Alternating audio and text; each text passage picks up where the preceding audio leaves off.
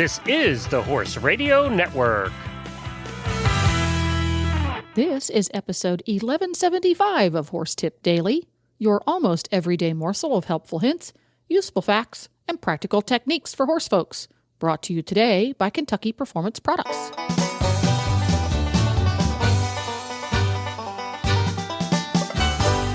Greetings, horse people. Coach Jen here, and thanks for tuning in to Horse Tip Daily. Today's tip features Dr. Tanya Cubitt from Performance Horse Nutrition, who will provide an enlightening look at laminitis and how it relates to obesity in horses. And we'll get right to our tip after this from Kentucky Performance Products. This Nutrition Minute is brought to you by Kentucky Performance Products, the company that simplifies your search for research-proven nutritional supplements at kppusa.com.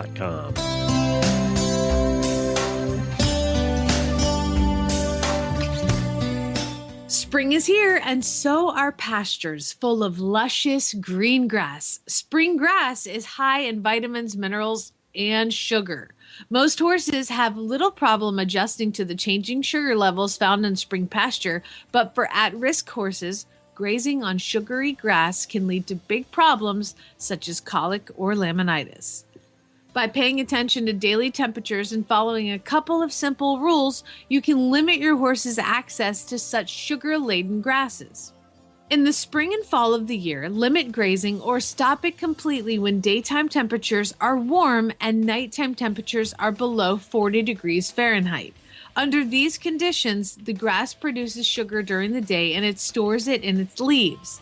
At night, the plant transfers the stored up sugars to the roots and stems to fuel the growth. If the evening temperatures are cold, the grass will not make that transfer and all of the sugar will remain in the leaves where it is readily available to your horse. In the summer, when days are sunny and nights are warm, it is safe to allow grazing in the early morning hours, but it should be restricted late in the afternoon or evening. This is because most of the sugar that was produced the previous day has been used for growth overnight. Therefore, the level of sugar in the leaves is low in the morning. But as the day progresses, the grass once again accumulates sugar in its leaves in preparation for nighttime growth. So later in the day, the more sugar-packed leaves become. Because grass is a great source of essential vitamin E, horses that are restricted from grazing, especially easy keepers and horses in hard work, may develop vitamin E deficiencies. Lack of vitamin E can result in sore, stiff muscles and neurological problems. Elevate Maintenance Powder from Kentucky Performance Products is an affordable way to provide your horse with the vitamin E missing from his diet. Each scoop provides 1,000 international units of natural vitamin E, and natural vitamin E is absorbed and retained in the tissues at a much greater rate than the synthetic vitamin E found in many feeds and supplements. Best of all, when you choose a Kentucky Performance Product supplement, you get a 100% satisfaction guarantee. This Nutritional Minute has been brought to you by Kentucky Performance Products. You can find all of their terrific products at kppusa.com.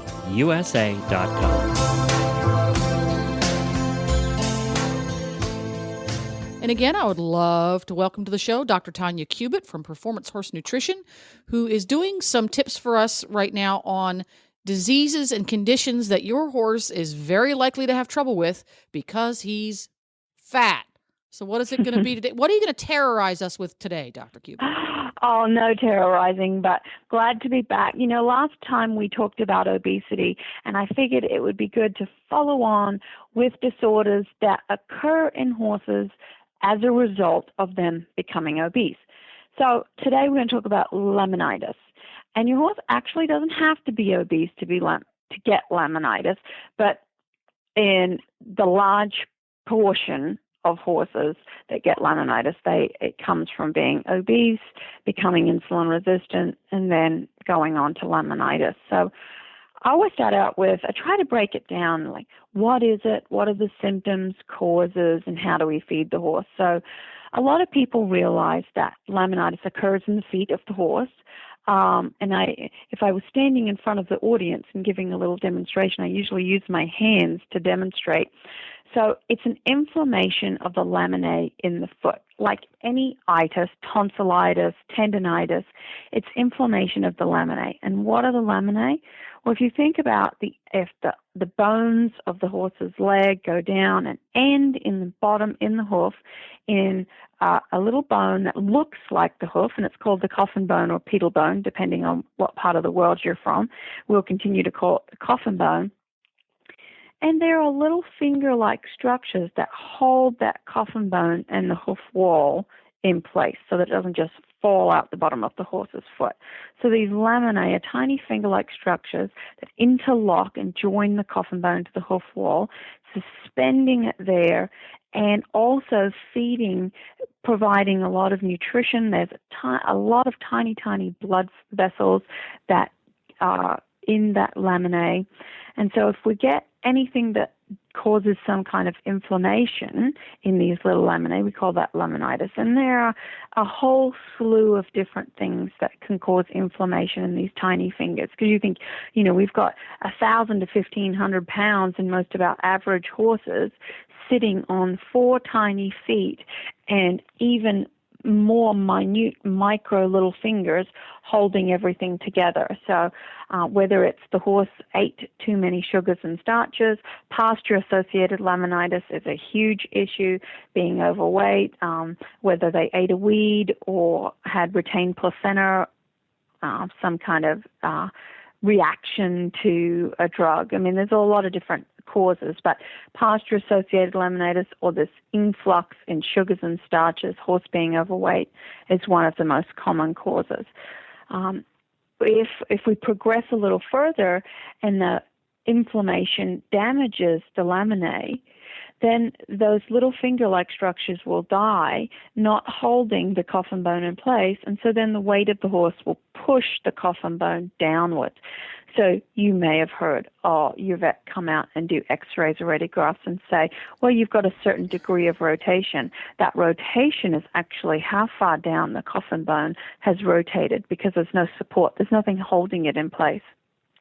Worst case scenario is that those fingers will totally die, those laminae will totally die, and the coffin bone will sink right through the bottom of the hoof, and you never want to see that. It's extremely painful to the horse, and I'm sure there are some farriers that say that we could bring a horse back from that brink, but it's very rare. We really want to avoid. Yes, that's unlikely. Very unlikely, exactly.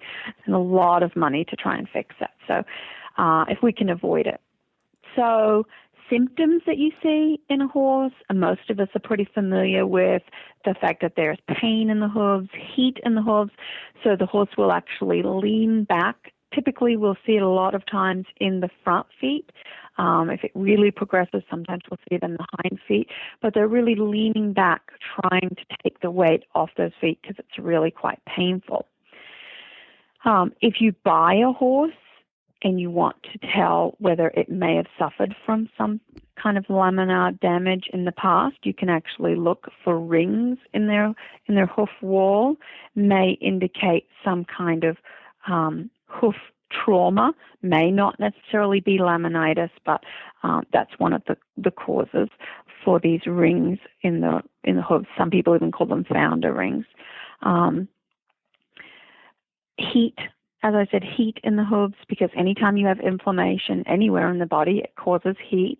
So that's why we always recommend cold hosing. And then also a digital pulse. If you can take the pulse down by the horse's fetlock, you'll notice that it's more rapid. So there are some of the symptoms of a horse with laminitis. There are probably many others, but there's some of the more common ones that you can just go out in the field and notice.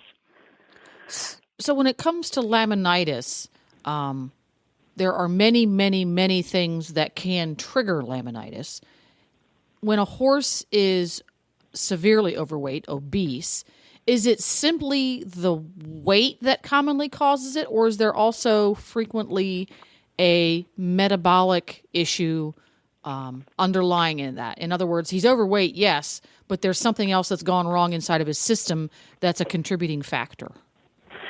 If we could answer that question, that would be the $1 million question, Oh, and of course everybody, it would. and we would all be, reaping in the money. But there are a lot of different theories, and it's not necessarily just the excess weight and stress on those laminae, but more, as you mentioned, the metabolic aspect. And when it comes down to that metabolic aspect, there are different theories. Is it that the horse becomes insulin resistant, so we actually are shutting off some of that blood flow down to those little laminae, or is it that the bacteria in the hindgut, when you overload those bacteria with sugars and starches that they're really not supposed to be consuming, are we increasing the acidity in the hindgut, therefore killing off these other bacteria that are supposed to utilize that acid? There are a lot of different theories. One thing that is not a theory is obese horses, it usually leads to insulin resistance, and that is a huge predisposing factor for horses developing laminitis. So the actual mechanism, so it's a result, as we mentioned earlier, of many different disease conditions. Risk factors for developing laminitis are carbohydrate overload. That's including your sugars, starches, and fructans, which we'll get in some grasses. Colic, diarrhea, excessive concussion, slamming down on a hard roadway, retained placenta, drug reaction, systemic infection, injury, obesity, genetics, insulin resistance. As I said, the list goes on and on. But our carbohydrate overload, obesity, insulin resistance, there are primary causes in today's equine population. And we really want to just control these risk factors, therefore preventing laminitis. Much, much easier than trying to fix laminitis. So, case scenario here, I'm going to make this one up. We have a horse who gets ridden 4 times a week most of the year. Doesn't get ridden particularly hard. Maybe he's ridden by a novice rider who does your basic walk, trot, canter stuff 4 times a week around in an arena. And the rest of the time he spends his days in the stall and his nights turned out like many, many horses do. That horse is fat. He's a 7.5 on that scale, bordering on an 8. Mm-hmm. At that 8 level, he is much more likely to develop health issues associated with that obesity, insulin resistance, and laminitis. Mm-hmm. If we don't change his diet, but do increase his exercise so that within 6 months he's down to a 6 on that scale, and working his way towards a 5, that's just as healthy, if not healthier, way to get that risk removed from his life as changing his food. Yes. And a lot of times what we'll see, we did some research way back when I was a graduate student, getting horses excessively fat and then exercising them on a treadmill, either changing diet or not changing diet, and looking at those glucose and insulin dynamics. And if you try to just change diet without changing the exercise level, it's going to take you a lot longer. So where it is possible, absolutely adding in exercise will, and sometimes even an overweight horse that is exercising will have a better metabolic profile than just, a moderately overweight horse that you're trying to just use nutrition to fix. They go together. So they do go together as best as you possibly can. I know sometimes we have horses that are quite overweight and maybe already a little tender in the feet, and so exercise is limited or not possible. We really, as with a lot of these disorders, we really want to avoid getting to that point as best as we can. So with that horse, say we take your example of the horse that is an 8. He's gotten to an 8, even though they're mild riding 4 days a week. He's obviously not being exercised enough for the amount of calories he's consuming. Some people say, well, I don't feel like I'm feeding anything, and he just continues to get fatter and fatter and fatter. There are some horses that have a genetic predisposition to just be heavier. Any of the horses that have any kind of pony bloodlines, Morgans, saddlebreds, they have that genetic predisposition for laminitis and insulin resistance. They carry that cresty neck, even though the rest of their body might be their body weight may not be huge. They carry this cresty neck, and that really increases their risk.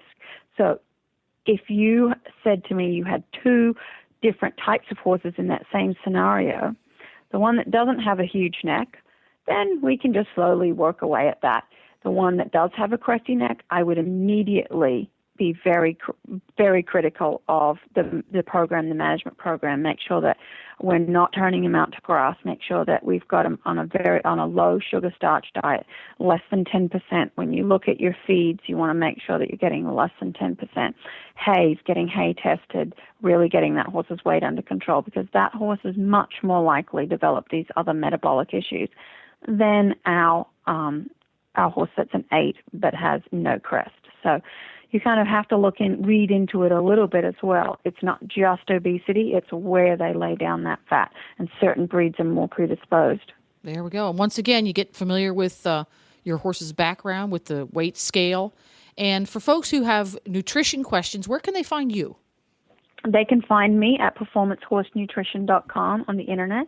We've got our phone number, our email on there. Please give us a call or email us and we can help you out.